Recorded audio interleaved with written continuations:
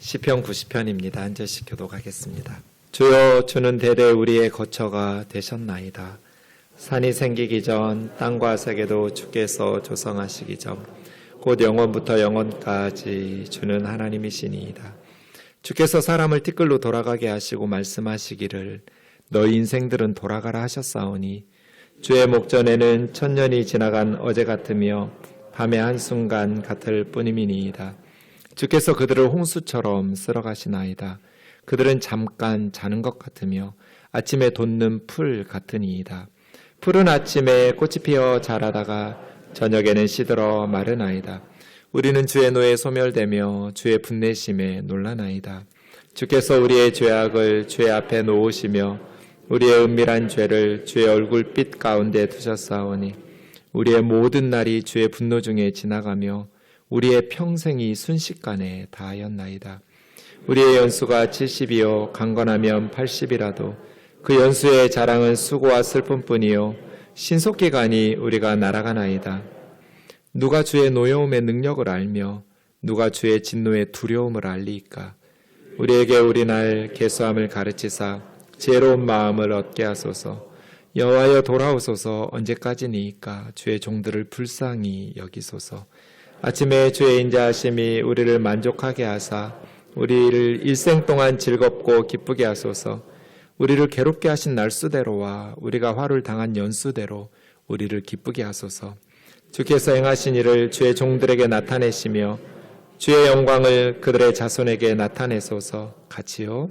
주 우리 하나님의 은총을 우리에게 내리게 하사 우리의 손이 행한 일을 우리에게 견고하게 하소서. 우리의 손이 행한 일을 견고하게 하소서.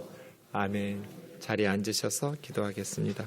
말씀으로 세상을 창조하신 하나님, 말씀으로 우리의 발걸음을 인도하여 주옵소서. 하나님의 말씀인 성경을 바르게 깨닫고 힘써 그 말씀에 순종하며 살아가는 복된 한 해가 되게 하여 주옵소서. 미련하고 연약한 종을 주님 손에 맡기옵고 예수님의 이름으로 기도하옵나이다. 아멘. 새해가 시작되었습니다. 새로운 출발선에 선 느낌입니다. 올 한 해를 어떻게 살아야 할까요? 시편 90편 말씀을 묵상하면서 지혜로운 삶을 생각해 보도록 하겠습니다. 시편 90편에는 하나님의 사람 모세의 기도라는 제목이 붙어 있습니다. 세상에서 제일 부러운 두 글자가 하나님의 사람 모세, 이런 평가입니다. 제가 늘 명품을 탐하지 말고 명품 같은 하나님의 칭찬을 욕심을 내라고 말씀드리는데요. 모세는 딱 두 글자로 설명했어요. 하나님의 사람. 이보다 더 명예로운 칭찬이 있을까요? 하나님의 사람. 모세는 하나님의 사람이었다는 거예요. 저와 여러분에게도 이 두 글자, 아무개는 하나님의 사람이었다라는 하나님의 인정과 칭찬이 있기를 주의 이름으로 축원합니다. 하나님의 사람. 하나님의 사람 모세는 하나님 앞에 어떤 기도를 했을까요? 시편 90편의 메시지가 무엇일까? 시편 90편을 통해서 하나님께서는 우리에게 어떤 말씀을 하시려고 하는가? 이런 질문에 바르게 답하려면 언제나 한두 구절 가슴에 와닿는 표현들에 집중하지 말고 시 한 편 전체를 살펴야 됩니다. 그래야만 그 시편의 하나님의 메시지를 바르게 파악할 수 있기 때문에 그렇습니다. 시편 90편 제가 다시 한번 읽어보겠습니다. 여러분, 이 시편 90편을 하나님께서 어떤 말씀으로 우리에게 가르치시려고 하는지를 생각하면서 읽어보세요. 하나님께서 이 시편 90편 통해서 우리에게 하시고픈 메시지를 발견하려면 모세가 하나님 앞에 어떤 내용으로 기도하려고 했는지 핵심적인 내용을 파악해야겠죠. 모세의 기도니까요. 주여, 주는 대대에 우리의 거처가 되셨나이다. 산이 생기기 전 땅과 세계도 주께서 조성하시기 전 곧 영원부터 영원까지 주는 하나님이시니이다. 주께서 사람을 티끌로 돌아가게 하시고 말씀하시기를 너희 인생들은 돌아가라 하셨사오니 주의 목전에는 천년이 지나간 어제 같으며 밤의 한순간 같을 뿐임이니이다. 주께서 그들을 홍수처럼 쓸어가시나이다. 그들은 잠깐 자는 것 같으며 아침에 돋는 풀 같으니이다. 푸른 아침에 꽃이 피어 자라다가 저녁에는 시들어 마르나이다. 우리는 주의 노에 소멸되며 주의 분내심에 놀라나이다. 주께서 우리의 죄악을 주의 앞에 놓으시며 우리의 은밀한 죄를 주의 얼굴빛 가운데 두셨사오니 우리의 모든 날이 주의 분노 중에 지나가며 우리의 평생이 순식간에 다하였나이다. 우리의 연수가 70이요 강건하면 80이라도 그 연수의 자랑은 수고와 슬픔뿐이요 신속히 가니 우리가 날아가나이다.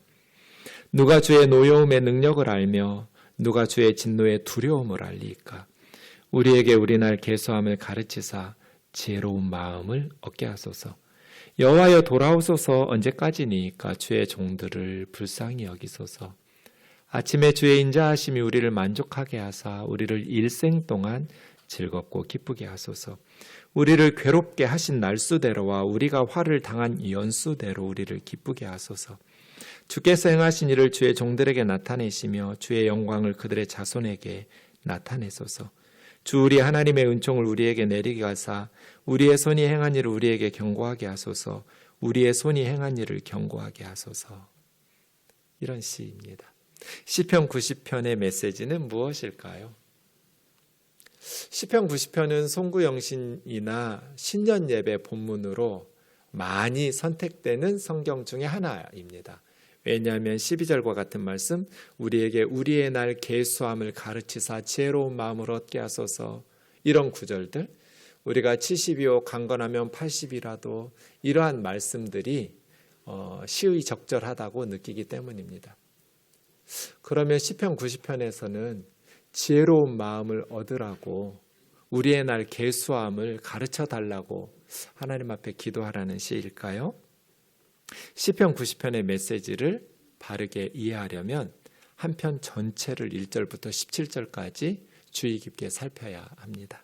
다시 한번 모세의 기도를 살피면서 모세가 하나님 앞에 하고 싶었던 기도의 핵심적인 내용이 어디에 있지?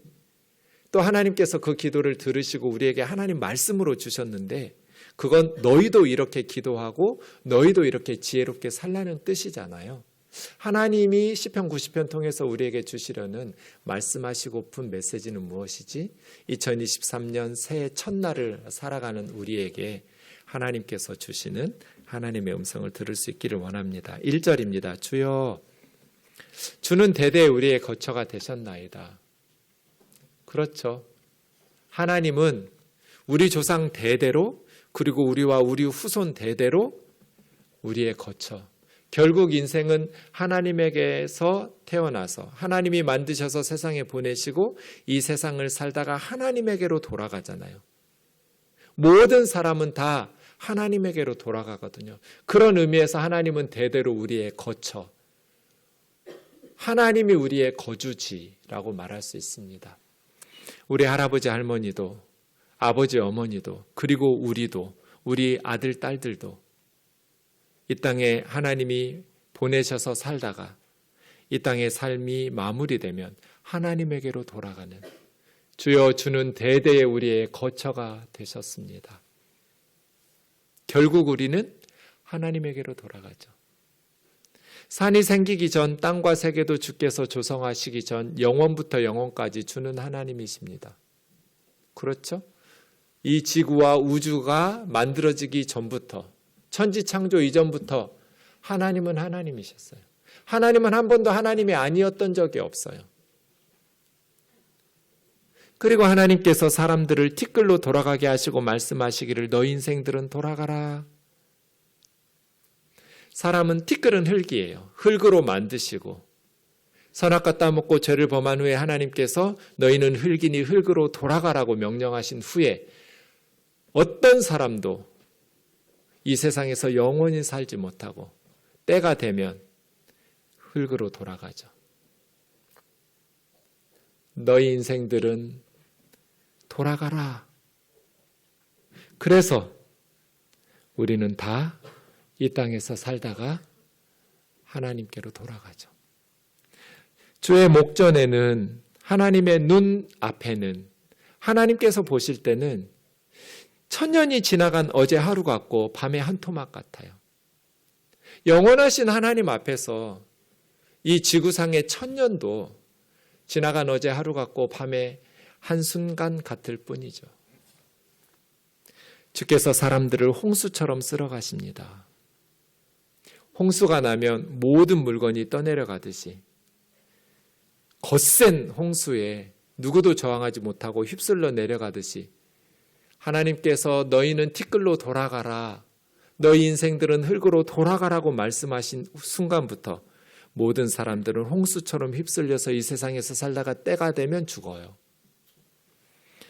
그들은 잠깐 자는 것 같고 우리의 인생이라는 것이 잠깐 자다가 깬 것 같아요. 아침에 돋는 풀 같습니다. 광야 40년 동안 모세가 이스라엘 백성들을 이끌었는데, 그리고 그 이전에 미디안 광야에서 40년 동안 양들을 치기도 했었는데, 광야에는 몇 날 며칠 폭우가 쏟아지고 나면 어디에 씨앗이 있었는지 풀이 돋아나요. 그 사막의 풀을 보면서 저것이 우리 인생 같다고 생각이 들었어요. 왜냐하면 풀은 아침에 꽃이 피어 자라다가 뜨거운 태양이 내리쬐고 저녁이 되면 시들어서 말라버리거든요. 잠깐 자는 것 같고 아침에 돋는, 그리고 저녁에는 시들어 마르는 풀과 같은. 우리는 주의 노에 소멸을 대며 주의 분내심에 놀라나이다. 왜 하나님께서 분노하실까요? 우리의 죄악을 주 앞에 놓으시며 우리의 은밀한 죄를 주의 얼굴빛 가운데 두셨기 때문이죠. 사람들은 속일 수 있지만 우리의 은밀한 죄도 다 하나님의 얼굴 앞에서 벌어지고 있어요. 그래서 우리 죄 때문에 하나님께서는 우리를 분노하시고 놀라게 하시고 소멸시키시는 거죠. 우리의 모든 날이 주의 분노 중에 지나가며 우리의 평생이 순식간에 다하였습니다. 아침에 돋는 풀과 같고 잠깐 자다가 깬 것 같은 우리의 인생인데도 불구하고 그 짧은 인생 동에도 착하고 보람있게만 살지 못하고 말과 행동으로, 생각으로 사람들은 속일지 모르겠지만 하나님을 속일 수 없어 은밀한 죄악들을 하나님의 얼굴빛 앞에서 죄를 범하면서 살아 우리의 모든 날이 하나님의 분노, 하나님의 진노하심에 다 지나간 것 같은 거예요. 끊임없이 광야에서 이스라엘 백성들이 하나님에게 불평하고 원망하고 반역하고 불신앙하고, 그래서 끊임없이 하나님의 징계가 반복되는, 잠깐 자는 것 같고 아침에 돋는 풀 같은 인생을 살아가는 그 짧은 순간에도 우리는 하나님을 기쁘시게 하기보다는 하나님을 분노하게 하는 그런 어리석은 삶을 살잖아요. 그래서 우리의 연수가 70이요 강건하면 80이라도 그 70년 80년 살았던 우리의 삶의 자랑은 수고와 슬픔뿐이고, 작년 한 해 너무나 고생 많았죠. 수고하고 슬퍼하면서 갑자기 생이 지옥으로 변해버린 가정들이 너무 많아요. 신속기간이 우리가 날아갑니다. 예전에는 제가 10절이 잘 이해가 안 됐는데 나이가 들어서 좋은 게 성경이 저절로 이해가 돼요. 요즘은 너무나 가슴에 와닿아요. 내가 70까지 살 수 있을까? 강건하면 80까지? 그런데 그 삶의 자랑이 새벽부터 수고하고 밤늦게까지 수고하면서 이 땅의 많은 고통 가운데 슬퍼하면서 울면서 탄식하면서 기도하는 것, 그것만 기억에 남아요. 신속기간이 날아가는 것 같아요. 엊그제 송구영신 예배하고 신년 예배 드린 것 같은데 벌써 한 해가 끝나고 새해 신년 예배를 또 드리고 있어요. 날아가는 것 같아요. 누가 주의 노여움의 능력을 알며 누가 진노의 두려움을 알리이까? 성경 보세요. 하나님의 노여움과 하나님의 진노를 경험했어요. 그럼에도 불구하고 인간들은 끊임없이 어리석게 하나님께 불순종하고 우상숭배하면서 살아요. 우리의 생애도 수많은 사건들이 있었어요. 현대인들은 지혜로운가요? 주의 노여움의 능력을 알고 주의 진노의 두려움을 아나요? 몰라요. 그러니까 똑같이 어리석게 살아요. 하나님의 노여움의 능력을 알고 주의 진노의 두려움을 모르기 때문에 교만하게 살고 어리석게 살잖아요. 우리에게 우리의 날 계수함을 가르치사 지혜로운 마음을 얻게 하소서. 우리가 얼마나 남았는지를 계산하면서 지혜로운 마음으로 세상 살아가게 해주세요. 여러분의 남은 날이 얼마나 남은 것 같으세요? 그런데 우리가 70까지 80까지 살 수 있다는 보장을 누구도 할 수 없어요. 저는 2022년에 너무나 놀라운 소식들을 여러 번 들었어요. 단 한 번도 꿈에도 생각해 보지 않았어요. 그분을 하나님께서 그 젊은 나이에 천국에 부르실 거는. 상상도 해본 적이 없어요. 단 한 번도 생각해 본 적이 없어요. 그런데 여러 번 전화를 받았어요. 목사님, 아무개를 하나님이 천국으로 부르셨어요. 정말요? 정말요? 믿기지 않는, 그게 인생이에요. 2023년 송구영신 예배 때까지 우리는 살 수 있다고 이 안에서 장담할 수 있는 사람은 한 사람도 없어요. 하나님이 언제 우리를 부르실지 아무도 몰라요. 그래서예요. 지혜로운 마음을 얻고 지혜로운 하루하루를 살아내야 돼요. 모세는 지금 무슨 기도를 하고 있는 거예요? 하나님 앞에서 인생을 성찰하고 있어요. 천년도 지나간 어제 하루처럼 밤의 한순간처럼 여기시는 하나님 앞에서 이 우주를 조성하시기 전부터 영원부터 영원까지 하나님이셨던 그 영원하신 하나님 앞에서 70년, 강건하면 80년, 그 7, 80년을 살면서도 온갖 하나님의 얼굴빛 앞에서 은밀한 죄, 또 드러나는 죄들을 지으면서 하나님의 노여우심과 하나님의 진노하심에 놀라며 소멸되는 우리의 인생, 어떤 의미가 있을까요? 그럼 지금 모세는 하나님 앞에 우리의 삶이 작고 초라하다라는 것을 겸손하게 고백하는 기도를 드리고 있는 것인가요? 그래서 하나님께서는 그 기도를 들으시고 이스라엘 백성들에게 너희의 삶이 이렇게 작다는 것을 기억하라는 뜻인가요? 인생이 작고 초라하다, 교만하게 살지 마라, 그런 교훈을 주시는 시편인가? 갑자기 13절에서 시의 분위기가 확 바뀝니다. 여호와여 돌아오소서. 언제까지니까 주의 종들을 불쌍히 여기소서.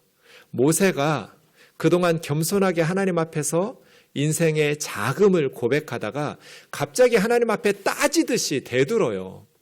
여호와여 돌아오소서 하고 명령이에요.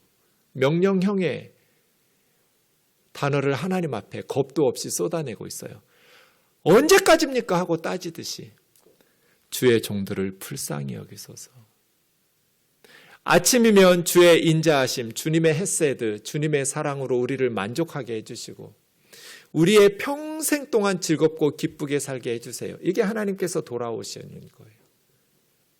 주의 종들을 불쌍히 여겨주시고 아침에 눈을 뜨면 주의 사랑으로 만족하게 해주시고 우리의 일생 동안 기쁘고 즐겁게 살아가게 해주세요.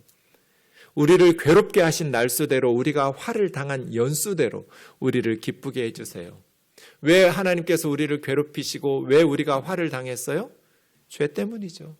우리가 짓는 모든 죄는 하나님을 속일 수 없어요. 하나님의 얼굴빛 앞에서 진행되고 있어요. 우리의 생각도, 우리의 말도, 우리의 행실도, 우리의 모든 죄가 하나님 앞에서 이루어지고 있기 때문에 하나님께서는 우리를 괴롭게 하시고 화를 당하게 하시고 분노하시고 징계하시기도 하시죠.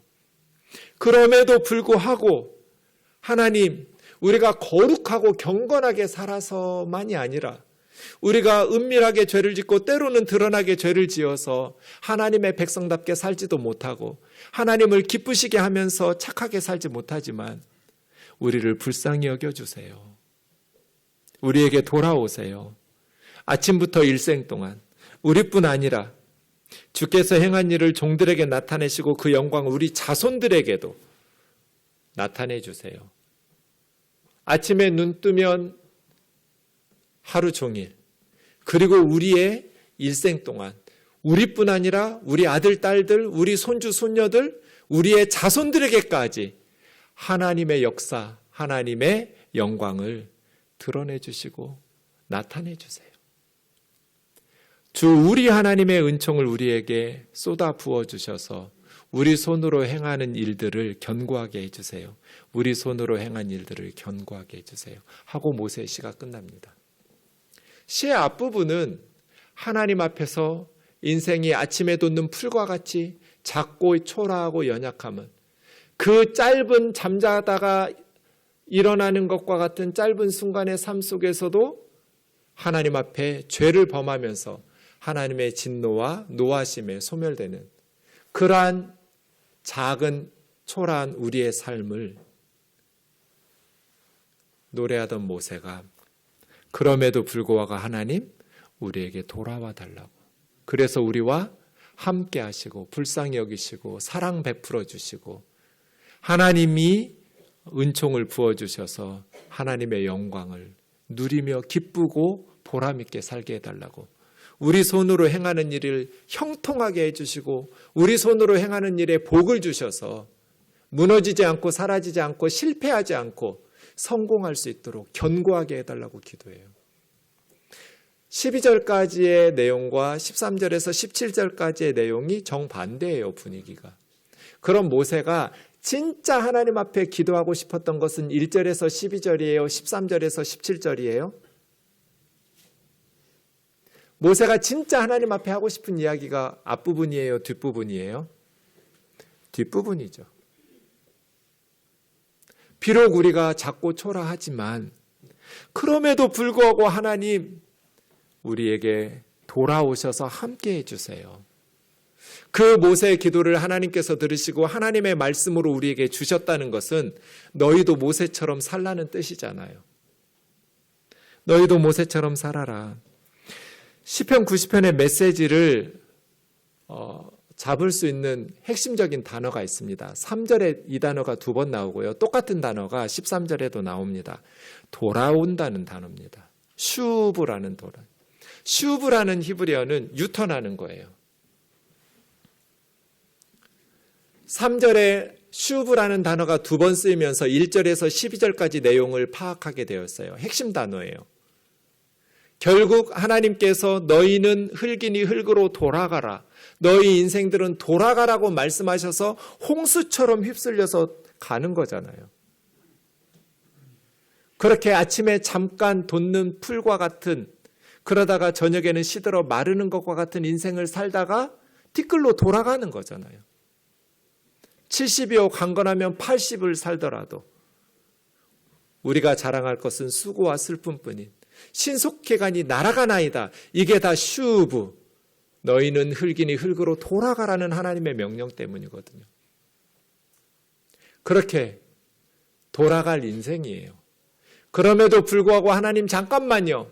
13절 여호와여 돌아오소서. 슈바 아도나이, 슈바 아도나이, 여호와여 돌아오소서. 언제까지니까? 주의 종들을 불쌍히 여기소서. 우리가 돌아갑니다. 천년을 밤의 한순간처럼 여기시는 하나님 앞에 70년, 80년 살다가 돌아갈 겁니다. 그런데 잠깐만요, 하나님.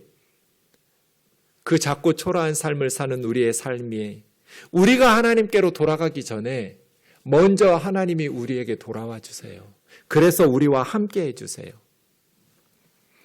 시편 90편의 메시지는 이 기도를 하면서 살라는 거예요. 그래서 지혜롭게 사는 법이 2가지예요. 첫 번째, 자기의 나를 계수하면서 살아야 돼요. 너희 인생들은 돌아가라는 3절을 기억해야 돼요. 언젠가 하나님 앞에 돌아간다라는 것을 기억하면서 살아야 돼요. 그 날이 언제인지 우리는 아무도 몰라요. 하나님이 부르시면 가야 돼요. 그래서 지혜롭게 살아야 돼요. 그리고 여호와여 돌아오소서, 이것이 가장 중요하다라는 것을 기억하면서 사셔야 돼요.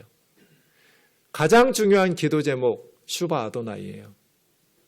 하나님과 함께 가야 돼요. 이것이 가장 중요한 기도 제목이에요. 하나님, 우리 아이와 함께 해주세요. 하나님, 우리 남편과 우리 아내와 우리 어머니 아버지와 우리 형제들과 우리 회사와 우리 교회와 우리 가정과 우리 나라와 함께 해주세요. 우리가 거룩하고 경건하게 자격이 있어서가 아니라 우리가 죄악 가운데서 수고와 슬픔 가운데서 살지만, 그래서 하나님에게 괴롭힘을 당하기도 하고 화를 당하기도 하지만, 우리가 어리석어서 우리의 불신앙으로 우리의 불순종으로 괴롭힘을 당하고 화를 당하고 그렇게 징계를 받으면서 살아가는 어리석은 인생이지만, 그럼에도 불구하고 하나님 돌아와 주세요. 우리와 함께 해주세요. 지혜로운 삶을 사는 법, 우리의 날 계수하면서 살아라. 그리고 슈바 아도나이, 여호와여 돌아오소서. 하나님과 함께 가야 된다. 하나님과 함께 살아야 된다. 비록 이 땅에서 우리의 삶은 부족하고 초라하지만 천국에서는 불가능해요. 그래서 어떤 의미에서는 이 땅에서의 삶이 천국에서의 삶보다 훨씬 가치가 있어요. 아유, 목사님 무슨 말씀하시는 거예요? 이렇게 죄짓고 사는데 이 세상에서의 삶이 뭐가 천국에서의 삶? 천국에서는 죄를 짓지 않고 정말 온전한 믿음으로 하나님을 찬송하면서 경배하면서 영화롭게 변화되어서 하나님을 경배하며 살 텐데, 이 땅에서 이렇게 죄짓고 사는 삶이 천국에서의 삶보다 뭐가 가치가 있어요? 절대적인 의미로 보면 비교할 수가 없죠. 천국에서 우리는 훨씬 더 경건하고 훨씬 더 가치 있는 삶을 살겠죠. 그러나 어떤 의미에서 예수님이 말씀하신 것처럼 보지 않고 믿는 믿음이 보고 나서 믿는 믿음보다 더 값지고 귀하다고 그랬잖아요. 천국에서는 보지 않고 믿는 믿음은 불가능해요. 천국에서는 죄 짓는 게 불가능하다고요. 그런다 이 세상에서는 보지 않고 믿는 믿음이에요. 천국에서는 이런 삶이 다시는 불가능해요. 그래서 저는 이 세상에서 우리의 삶이 비록 죄악 가운데서 살고 하나님의 진노를 받기도 하고 징계를 받기도 하고 수고하면서 새벽부터 밤늦게까지 슬퍼하면서 탄식하면서 울면서 눈물로 살아가지만, 눈물 골짜기를 지나가지만, 그럼에도 불구하고 어떤 의미에서는 우리의 인생은 천국에서보다 지금 값진 인생을 살고 있다고 생각해요. 왜냐하면 천국에서는 이러한 삶이 불가능하거든요. 이 세상은 아무것도 아니야, 천국을 사모하면서 살아, 믿음 좋은 말인 것 같지만 사실은 성경적인 말이 아니에요. 성경은 이 땅에서 우리의 삶이 초라하고 부족하지만 하루하루를 값지게 살아야 된다고 가르쳐요. 모세는 자신의 삶이 하나님 앞에서 대단하기 때문에 아침부터 하나님의 은총을 부어달라고 기도하는 게 아니에요. 초라하고 작다라는 걸 인정해요. 영원하신 하나님 앞에서 우리가 뭘 내세울 게 있겠어요? 하나님 앞에서 우리의 인생을 성찰할 때는 지극히 작고 초라한 삶이에요. 그럼에도 불구하고 그렇게 작으니까 대충대충 사는 건 성경의 메시지가 아니에요. 그렇게 죄인의 삶임에도 불구하고 늘 의심하고 불신하고 불순종하고 때로는 착하게 때로는 악하게 사는 삶이지만, 그럼에도 불구하고 하나님 돌아오세요. 하나님 함께 해주세요. 일생 동안 기쁘고 즐겁게 살게 해주세요. 우리 자손들에게 하나님의 은총을 부어주세요. 하나님이 하시는 역사와 기적을 보여주세요. 우리 손으로 행하는 일을 견고하게 세워주세요. 실패하지 않게 해주세요. 이거는 인생이 허무하다는 게 아니에요. 가치 있다는 거예요. 마가복음 12장에는 한 과부 이야기가 나옵니다. 이것이 예수님이 예루살렘 성전에서의 마지막 사역이었어요. 예수님께서는 예루살렘 성전 때문에 많이 속상해 하셨어요. 강도의 소굴로 변해버린 하나님의 집. 그래서 분노하시면서 채찍을 휘둘러 가면서 상을 뒤집어 엎으면서 만민이 기도할 하나님의 집을 강도의 소굴로 만들었다고 분노하셨어요. 하지만 그 예루살렘 성전에서 마지막으로 예수님이 하셨던 사역은 한 가난한 과부가 헌금하는 장면을 지켜보신 거예요. 과부가 헌금한 걸 보니 여인의 뜰이에요. 여인의 뜰에는 나팔을 거꾸로 달아놓은 모양으로 벽면에 13개의 헌금함이 있었어요. 그 중에 한 헌금함에 가난한 과부가 2렙돈, 가장 작은 동전의 단위예요. 동전이 2개 있었어요. 여러분 500원짜리 동전이 2개 있다고 해보세요. 그럼 어떻게 해야 돼요? 하나는 헌금하고 하나는 라면 사 먹어야 돼요. 그런데 이 여인은 렙돈이 2개가 있었는데 둘 다를 넣어버렸어요. 헌금함에. 예수님 제자들을 불렀어요. 내가 진실로 너희에게 이르노니. 그날 하루 종일 주님은 한 번도 진실로라는 말씀을 하신 적이 없어요. 그런데 딱 여기서 한 번 하셨어요. 아멘이라는 말씀으로 예수님이 어떤 문장을 시작할 때는 정말 중요한 말씀을 하시고 싶은 거예요. 그날 하루 종일 한 번도 진실로라는 말씀을 사용하신 적이 없는데 과부의 헌금을 보면서 제자들을 불러 모으고 가르치셨어요. 내가 진실로 너희에게 이르노니. 이 가난한 과부는 헌금함에 넣는 모든 사람보다 많이 넣었다. 직역하자면, 정확하게 번역하면 이 가난한 과부의 헌금이 여기 헌금함을 넣은 모든 사람들의 헌금을 합한 것보다 더 많이 넣었다. 예수님이 우리보다 수학을 못하시는 것은 거의 확실해요. 무슨 이런 계산법이 있어요?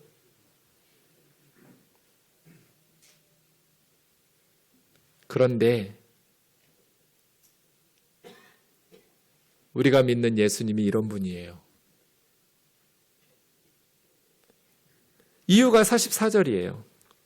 그들은 다 풍족한 중에서 일부를 넣었지만 이 과부는 가난한 중에서 자기의 모든 소유 곧 생활비 전부를 넣었다. 동전이 2개면 하나 넣고 하나는 생활비 해야 하잖아요. 그런데 다 넣어버렸어요. 이 과부는 어떻게 했을까요? 또 가서 폐지 주었겠죠 뭐. 생활비 벌어야 돼요. 그렇게 가난한데 왜 자기 생활비를 전부 다 넣어버렸을까요? 그렇게 하고 싶으니까요. 왜 그렇게 하고 싶었을까요? 하나님이 좋으니까요. 하나님의 은혜가 감사하니까요. 하나님의 은혜가 뭐가 감사해요? 남편 일찍 데려가고 당시에 과부들은 취직도 못해요.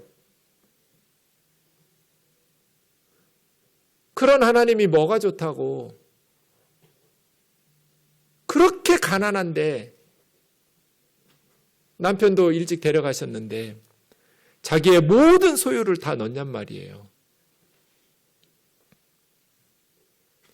그 과부를 보시면서 주님은 마지막 흐뭇한 마음으로 예루살렘 성전을 내려가셨어요.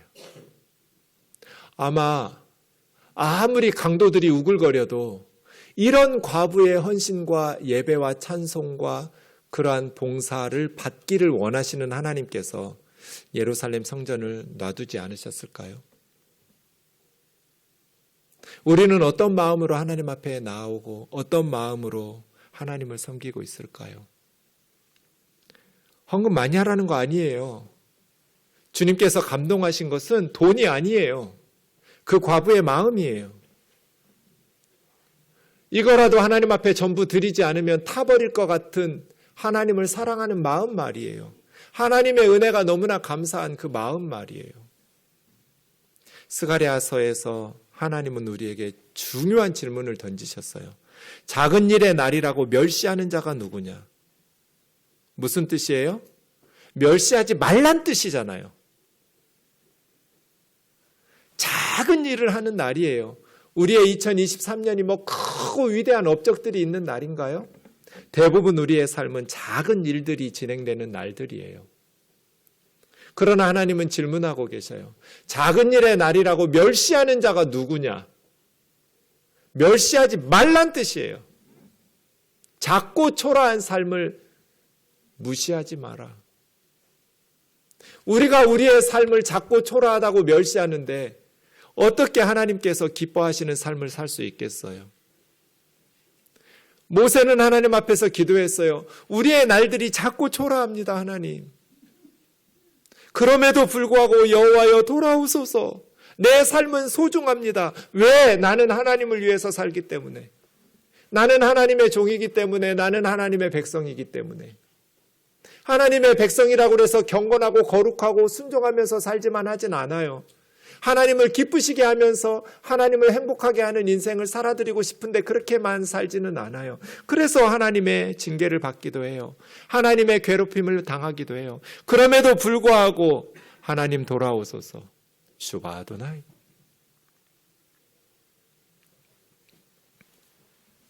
출애굽기 33장에 보면 모세의 버티기가 나옵니다. 출애굽기 32장이 금송아지 사건이잖아요. 모세가 시내산에 올라가서 말씀 받고 있을 때 이스라엘 백성들이 40일을 기다리지 못하고 금송아지를 만들어서 우상 숭배하고 있었어요. 애굽의 10가지 재앙을 경험했고 홍해바다를 건너는 하나님의 능력을 경험했음에도 불구하고 반석에서 물이 나오고 만나와 메추라기를 경험했음에도 불구하고 이스라엘 백성들은 금송아지를 만들어서 뛰놀면서 이것이 우리를 애굽에서 인도해낸 하나님이라고 우상 숭배에 빠져버렸어요. 하나님께서 절망하셨어요. 그리고 모세에게 네가 데리고 가라고 그랬어요. 내가 천사들 사자를 너보다 앞서 보내서 가나안 7족속들을 다 멸하고 내가 너희 조상들에게 약속한 가나안 땅 줄 테니까 모세야 네가 끌고 가라. 나는 이 백성과 함께 올라가지 않을 것이다. 3절 보세요. 나는 너희와 함께 올라가지 아니하리니. 왜냐하면 너희는 목이 곧은 백성인즉 내가 함께 가다가 길에서 너희를 진멸시킬까 두렵다. 너희는 너무나 쉽게 나를 배반하고 믿지 않고 불순종하고 우상숭배로 빠져버리는 정말 목이 곧은 백성이기 때문에 내가 너희랑 함께 가다가는 가던 길에서 너희를 다 죽일 것 같으니까 모세야 네가 끌고 가라. 그때 모세가 버티기를 해요. 싫어요 하나님, 안 가요. 주의 목전에서 내가 은총 입었으면 주의 길을 내게 보이시고 내게 주님을 알리시고 나로 주님의 눈앞에서 은총을 입어서 이 족속을 주의 백성으로 여겨달라고. 함께 가달라는 거예요. 나는 하나님과 함께 갈 겁니다. 천사들 앞서 보내가지고 가나안 족속들 멸하고 약속하신 것 얻는 거 저 원치 않습니다. 하나님이 함께 가시지 않으면 저도 안 갑니다. 그래서 14절에 하나님께서 내가 같이 가겠다고. 3절에서 나는 너희와 함께 가나안 땅으로 가지 않겠다고, 함께 올라가지 않겠다고 말씀하셨는데 가다가 너희 다 죽일 것 같으니까. 그럼에도 불구하고 모세는 하나님이 함께 가지 않으시면 저도 안 갈 거예요 라고 버텨요. 그래서 하나님이 내가 함께 갈 거야 라는 것을 받아내요. 15절 주께서 친히 함께 가지 아니하시려거든 우리를 이곳에서 올려보내지 마옵소서. 가나안 땅 가면 뭐 하냐는 거예요. 그냥 광야에서 살다가 죽어야지. 하나님이 함께 가지 않는데 적과 꿀이 흐르는 땅이 무슨 의미가 있어요? 하나님이 함께 하지 않는데 사업이 성공하고 명문대 들어가는 게 무슨 의미가 있어요? 차라리 하나님이 머무시겠다는 이 사막에서 사는 게 낫지. 주께서 친히 우리와 함께 가지 아니하시려거든 약속의 땅 올려보내지 마옵소서. 주께서 우리와 함께 행하심으로 우리가 온 천하 만민 중에서 하나님의 백성으로 구별된 거 아닙니까? 하나님께서 모세의 대답에 응답하시면서 함께 가요. 슈바 아도나이 여호와여 돌아오소서. 우리와 함께 하소서. 하나님이 우리와 함께 가지 않으면 2023년 저는 안 갈 겁니다. 그냥 여기서 살 거예요. 하나님 저와 함께 가주세요. 하나님, 비록 하나님의 마음을 상하게 하고 실망시키고 하나님을 슬프게 만들기도 하지만, 그래서 하나님 앞에 징계를 받기도 하지만 하나님 앞에 회개하면서 하나님 앞에 끝까지 쫙 달라붙어 있을 테니까 하나님 제 곁을 떠나지 마세요. 하나님 친히 함께 올라가지 않으시면 아무리 적과 꿀이 흐르는 약속의 땅이라 할지라도 거기는 우리에게 의미가 없는 곳입니다.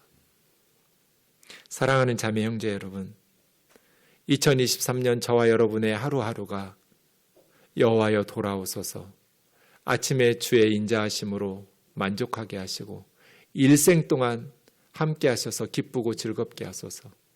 우리와 우리 자손에게 기쁘고 즐겁게 하소서. 비록 작고 초라한 지극히 보잘것없는 우리의 삶이지만 내 삶의 공부와 일과 수고와 땀방울이 헛되지 않도록 견고하게 세워달라고 기도하는 저와 여러분 되기를 주의 이름으로 축원합니다. 이 마음을 잊지 말고 송구영신 예배 때까지 가지고 가시기를. 정채봉 선생님의 첫마음이라는 시를 읽고 마치겠습니다.